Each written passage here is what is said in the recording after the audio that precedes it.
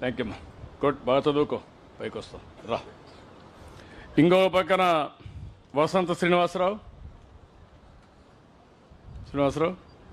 నువ్వు చూసి విన్నావు కదా.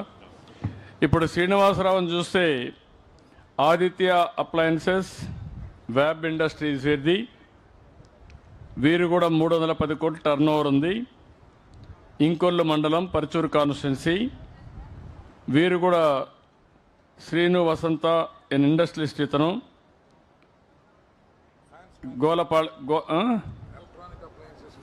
ఎలక్ట్రానిక్ అప్లయన్సెస్ మొత్తం చేస్తున్నాడు.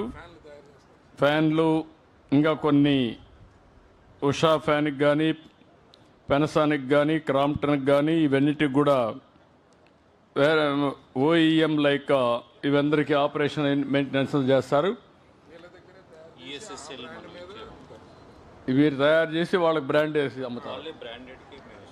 వీళ్ళు ఏం చేస్తున్నారంటే డిఫరెంట్ బ్రాండ్స్ వీళ్ళు తయారు చేసి మనం వాడే ఫ్యాన్లన్నీ వీళ్ళు తయారు చేసి వాళ్ళు బ్రాండ్ చేసి వాళ్ళు అమ్ముతున్నారు. అలాంటి పెద్ద పెద్ద కంపెనీస్ అన్నిటికీ సప్లయర్గా ఉషా, లేకపోతే క్రాంప్టన్, పెనసానిక్ ఇవన్నీ కూడా చేసి మిడిల్ ఈస్ట్కి, ఆఫ్రికాకి, సౌత్ ఏషియాకి ఇవన్నీ కూడా పంపిస్తున్నారు. ఆయన కూడా మీరు చూస్తే 2021లో 150 కోట్లు టర్న్ ఓవర్, 24-25 వచ్చే కొందికి 310 కోట్లు డబల్ అయింది. 27-28కి 520 కోట్లు పెట్టుకున్నాడు. 30కి 1000 కోట్లకు తక్కువ కాకుండా చేస్తాడు. చాలా సంతోషం, మంచి సక్సెస్ఫుల్. అదే మరి ఏపీలో కూడా బాగా గవర్నమెంట్ టెండర్స్లో కూడా ఈఎస్ఎస్ఎల్ ప్రాజెక్టులు చేస్తున్నాడు. అంటే ఇవన్నీ కూడా ఎనర్జీ సేవింగ్ అన్నీ కూడా ఆయన కూడా పనిచేస్తున్నాడు. నేను కూడా ఎనర్జీ సేవింగ్ చేస్తే ఒక యూనిట్ కానీ సేవ్ చేస్తే 2 యూనిట్లు ఉత్పత్తి చేసినట్టు అవుతుంది. అలాంటి మంచి కార్యక్రమాన్ని వారు చేస్తున్నారు. దానికి మనస్ఫూర్తిగా అభినందిస్తూ సోషల్ యాక్టివిటీస్ కూడా కమ్యూనిటీ సెంటర్లు పెట్టాడు, మినరల్ వాటర్ ప్లాంట్లు పెట్టాడు, డొనేషన్స్ అన్ని ఓల్డేజ్ హోమ్కి డొనేషన్లు ఇస్తున్నారు. ఇలాంటి మంచి కార్యక్రమాలు చేస్తున్నాడు. అదే మరిగా ఎక్కడన్నా శ్మశాన కేంద్రాలు వాటికలు కావాలంటే అవి కూడా కట్టాడు. ఇలాంటివి మంచి కార్యక్రమాలు చేసి ఒక మంచి వ్యక్తిగా వీళ్ళిద్దరిలో మీరు కోరుకున్నారు. నేను అదే విషయం చెప్తున్నా. ఒక స్థాయి వరకు కష్టపడేది కడుపు కోసరం, ఒక స్థాయి వరకు కష్టపడేది కుటుంబం కోసరం, ఆ తర్వాత మనం కష్టపడేది పేరు కోసరం. ఆయన ఇక్కడ రావాల్సిన పని లేదు, ఈయన ఇక్కడ రావాల్సిన పని లేదు, మన దగ్గర కూర్చోవలసిన పని లేదు.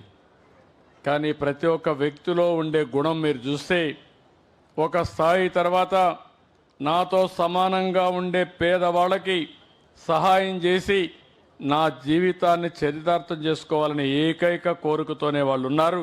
అందుకే వీళ్ళందరూ వచ్చారని చెప్పి కూడా నేను మీకు తెలియజేస్తున్నా. నా ప్రయత్నం అంతా ఒకటే.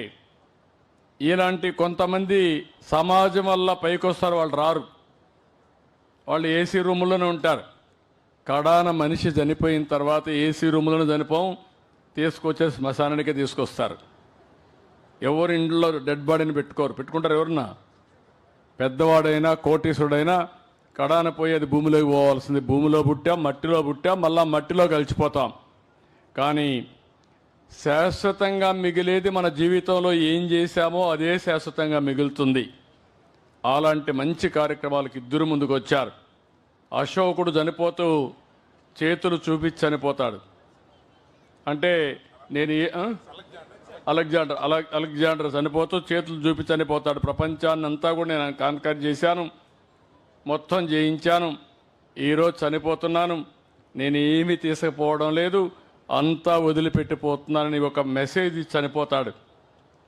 అలాంటి మంచి కార్యక్రమానికి వచ్చారు. వారిద్దరిని అభినందిస్తూ ఇప్పుడు మన మిత్రుడు శ్రీనివాసరావు గారు ఒక్క నిమిషం వసంత శ్రీనివాసరావు గారు ఎక్స్ప్లెయిన్ చేస్తారు. ఏం అర్థం చేసుకున్నారు, మీరేంటి? నా పేరు వసంత శ్రీను. మేము వ్యవసాయ కుటుంబం నుంచే వచ్చాము. మాది ఇంకొల్లు మండలం.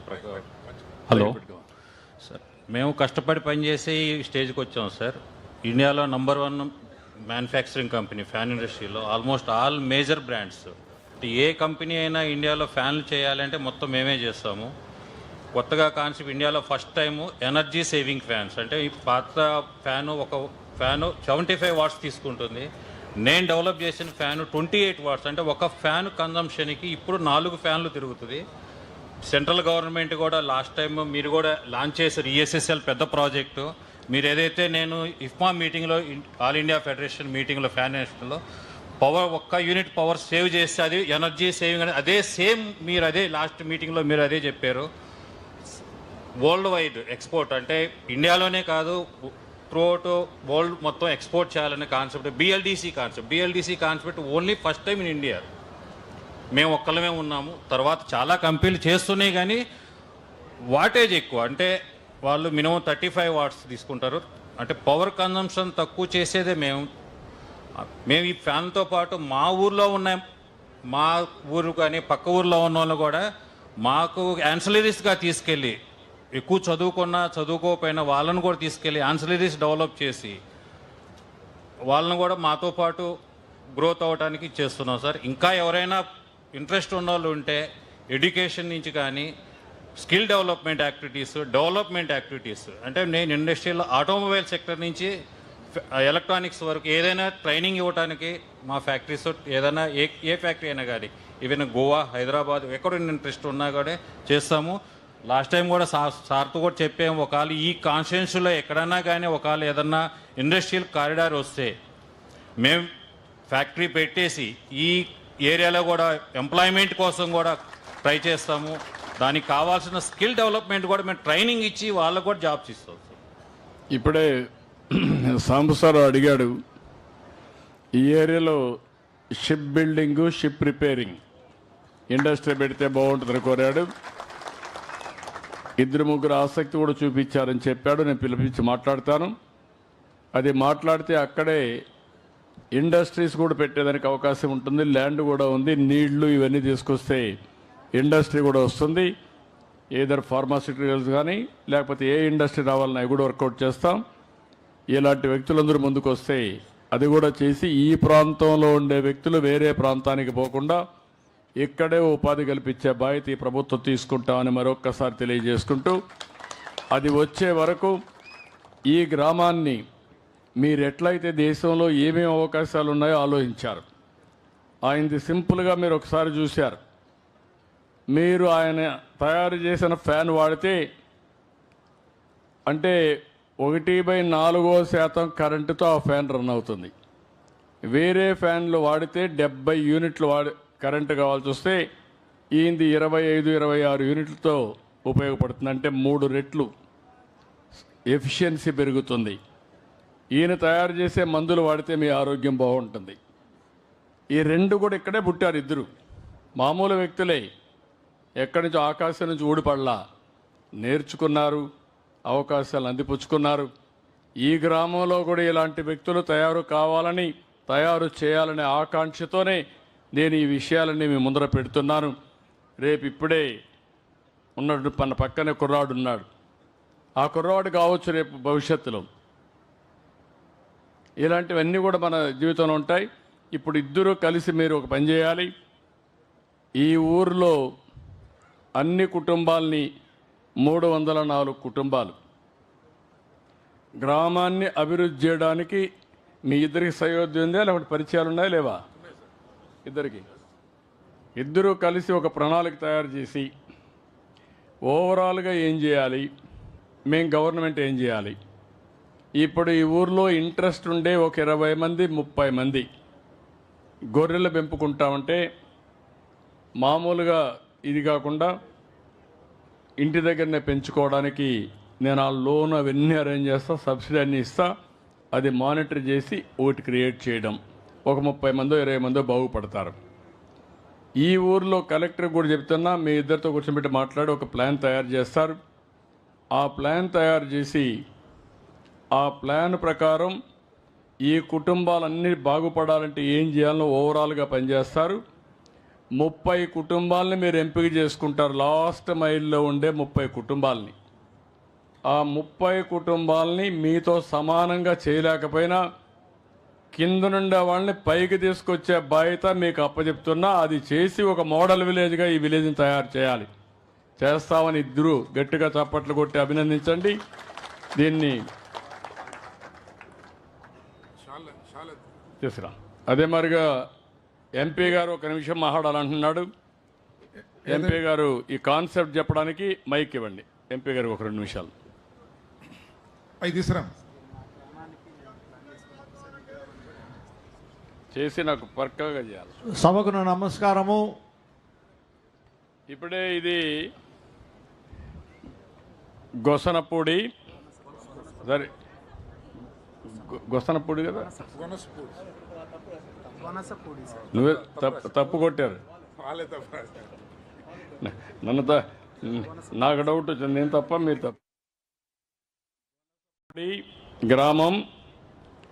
గ్రామ ప్రజల అభివృద్ధి ప్రణాళిక, అదే మరిగా మన ఊరికి కూడా స్వర్ణ గ్రామంగా తయారు చేయాలంటే ఏం చేయాలో తయారు చేసేదానికి ఒక ప్రణాళిక తయారు చేస్తాడు. ఆ ప్రణాళిక అమలు చేస్తాం. ఈ గ్రామాన్ని ఒక స్వర్ణ గ్రామంగా తయారు చేసే బాధ్యత ప్రభుత్వం వారి సహకారంతో చేస్తాం. వాళ్ళిద్దరూ కలిసి 20 నుంచి 30 కుటుంబాలను ఎంపిక చేసుకొని ఇప్పటి నుంచి మానిటర్ చేస్తారు. మీకు 30 కుటుంబాలను మానిటర్ చేయడం కష్టమా? 20 కుటుంబాలు చేయగలుగుతారు. ఏంటి మీ అభిప్రాయం ఏంటి? అట్ట కాదమ్మా, మీకుండే రిసోర్సెస్ని బట్టి, మీకుండే పరిస్థితిని బట్టి 15 కుటుంబాలు చేయగలుగుతారా? ఓకే, 15 కుటుంబాలను ఎంపిక చేసుకుంటారు. ఇప్పుడే డిక్లేర్ చేస్తున్నా, 15 కుటుంబాలను ఎంపిక చేసుకొని సంవత్సరం వారీగా నేను రిపోర్ట్లు తెప్పిస్తూ ఉంటా. తర్వాత బాగా చేసిన వాళ్ళకి అవార్డులు ఇస్తా, బాగా చేయకపోతే సూచనలు ఇస్తా. ఇది నిరంతరం చేసి మీ రుణం తీర్చుకోవడానికి శ్రీకారం చుడుతున్నానని చెప్పి మరొకసారి తెలియజేస్తున్నా. కొంతమంది విమర్శిస్తున్నారు నన్ను. మీకు చేతనైతే ఒక 100 కుటుంబాలను తీసుకొని మీరు బాగు చేయండి. వారిని బాగు చేసి నేను చేశానని నాకు చూపండి. నీకు కూడా ఒక మంచి దండ తీసుకొని అదే మరి షాలువ కప్పి ప్రజల్లో సన్మానం చేస్తాను. కానీ మాటలు చెప్పి చెడగొట్టాలని ప్రయత్నం చేస్తే మాత్రం మంచిది కాదని రాజకీయ పార్టీలకు కానీ వ్యక్తులకు కానీ హెచ్చరిస్తున్నా. సమాజం అంటే తమాషా కాదు. సమాజం అంటే బాధ్యత. పేదవాళ్ళంటే భయం ఉండాలి, భక్తి ఉండాలి. ఇష్టానుసారంగా నోర్లు బారేసుకుంటే మీ నోర్లు పోతాయి తప్ప మీకు వచ్చే లాభం ఉండదని కూడా హెచ్చరిస్తున్నా. కాబట్టి ఇద్దరిని నేను సన్మానం చేసి గట్టిగా చప్పట్లు కొట్టి మీరు కూడా వారిని అభినందించండి, ఆశీర్వదించండి.